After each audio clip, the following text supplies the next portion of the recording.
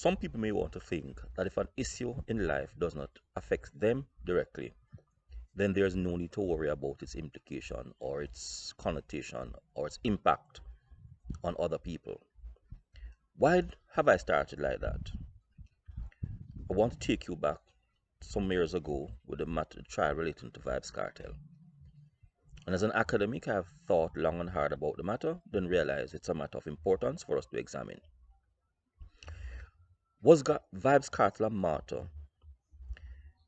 in trying to desist or reduce murders and crimes and his influence on the young population in Jamaica? That is what I want to discuss today, and I want you to take some time with me. Do not be emotional and try to use your emotion to determine the authenticity of what I'm presenting to you, because as I said to you before, my channel is about trusted information. Now, it is important when you are actually looking at determining people's guilt to have evidence, and that is evidence without a shadow of a doubt that something has happened. Now, when you take the Vybz Kartel case, we were unable to find the body of Lizard, and we determined that he was guilty. Well, other things may have suggested that Lizard may have died. We are not sure of what those evidence are. However, what we do know that he was given a sentence of over 30 years. Now, some person may argue that's a fair sentence to have given Vybz Kartel. But is it? Now, let me ask you a simple question. The gentleman that murdered the lady in the wholesale in Mandeville, how many years was he given? Have you thought about it? I'm going to give you a few more seconds. I'm going to pause for a few more seconds and have you think about it. The question is, how many years was a gentleman given who was seen murdering a young lady on camera in Mandeville? And there are many other cases where persons have actually been charged for murder and have not been given the length of time that Vybz Kartel was given. So the question is, why was he given that length of time?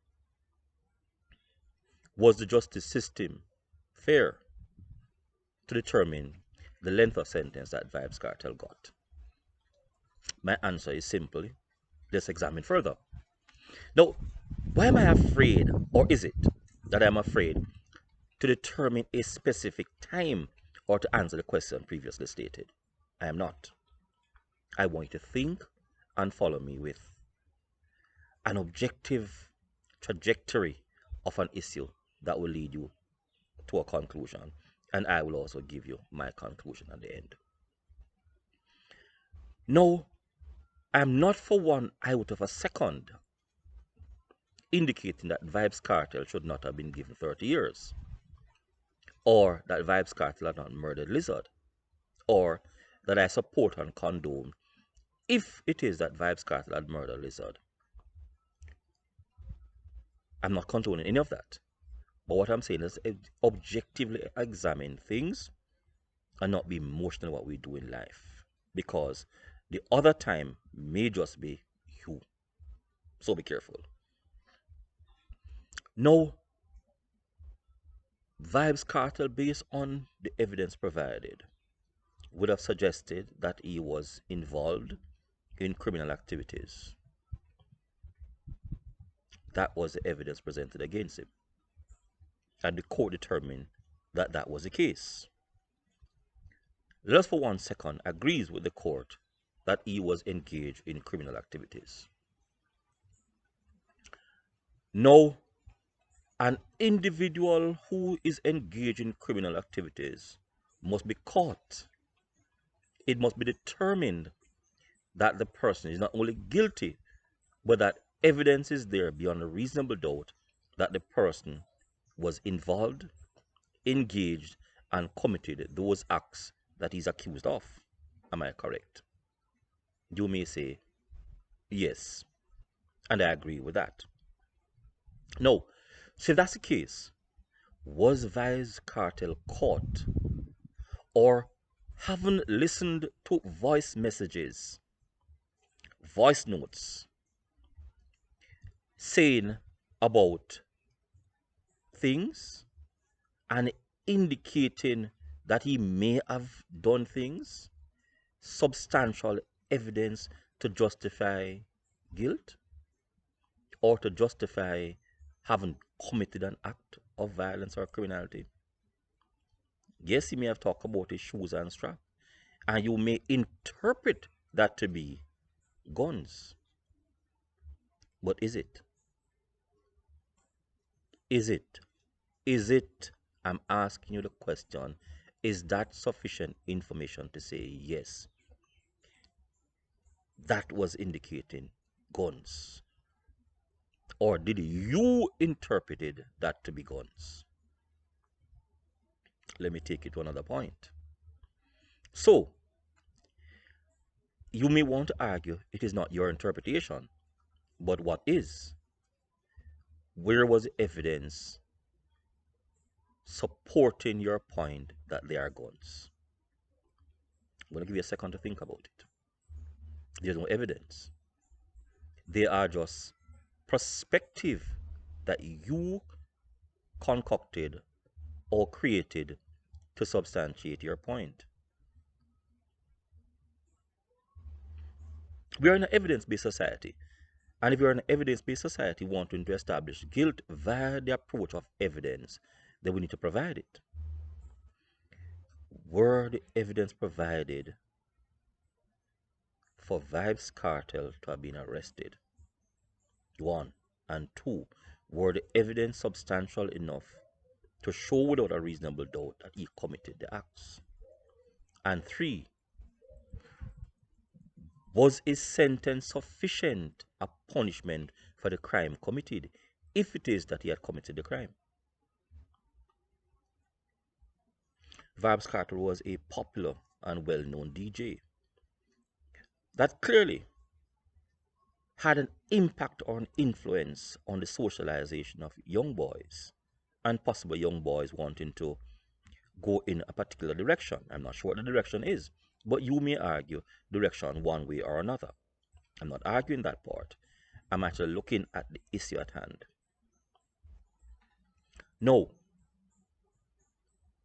Before I begin this one, I want you to think for a second with me. Open your minds.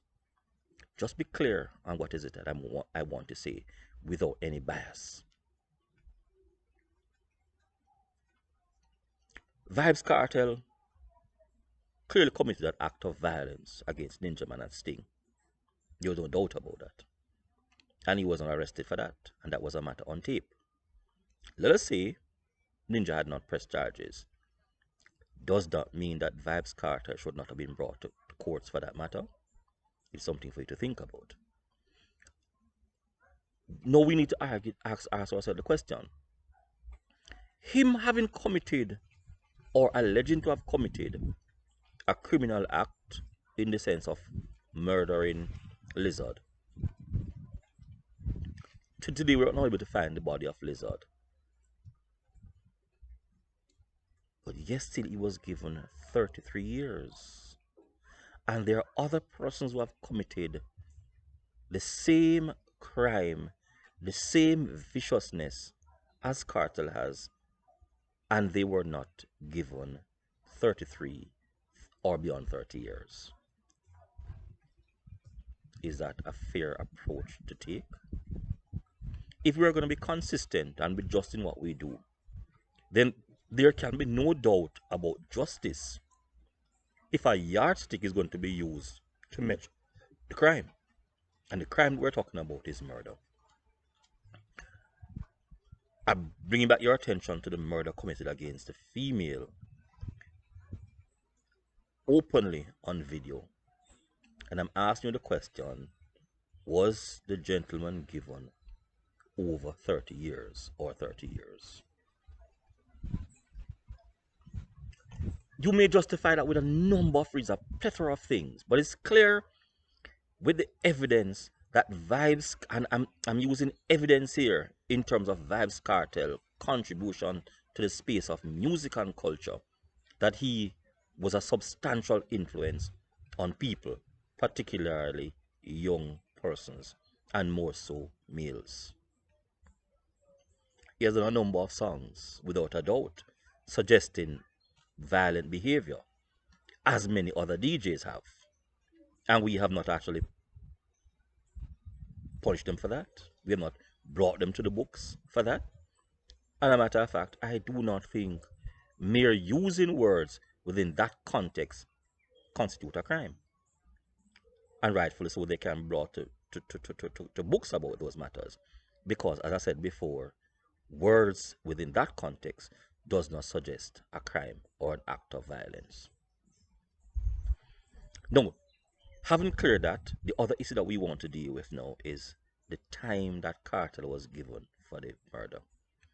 Is the time rational? And I'm always going to be taking you back to the murder of the young lady that was committed on video. Then put it straightforward to you. The gentleman was not given 33 years. Yes, still Cartel was. Carter's crime was committed in secret, and this crime was committed publicly. How do you measure both things? Let's not be emotional, ladies and gentlemen. If we are going to be fair, we need to look at a spade and call it a spade, or a hoe and call it a hoe. Both persons committed a crime against humanity, a crime against an individual. One was given less than 33 years, and the other was given 30, more than 30 years. How do we justify that? Now, when we look at Gary Becker's work about the cost and punishment of crime, one can argue the question: the punishments must fit the crime. So if the punishment must fit the crime, why it is that Cartel got in excess of 30 years and other persons in Jamaica have got less than 30 years? Is that a part of the problem we're having in Jamaica? Why a number of persons believe that they can commit crime and get away? Because of, one, either system that is not structured fairly, or two, the matter of fear that people have against these men coming back and having fear of reprisal. Now we need to look at this. There has to be a balance between the cost of crime and the punishment of crime. Otherwise, people's action as it relates to crime will not be deterred if, one, the punishment does not suit the crime, two, people think that you're unjust, and three, the system supports inequality and unfairness. It's clear to me that there is an inequity in the system that can be substantiated by what happened to Cartel. It's a matter that we need to face and face squarely. What do you think? What are your views? Let's examine the matter emotionlessly, objectively, that is. Because it could be Cartel today and you tomorrow. What do you think? May I have your thoughts? Thank you.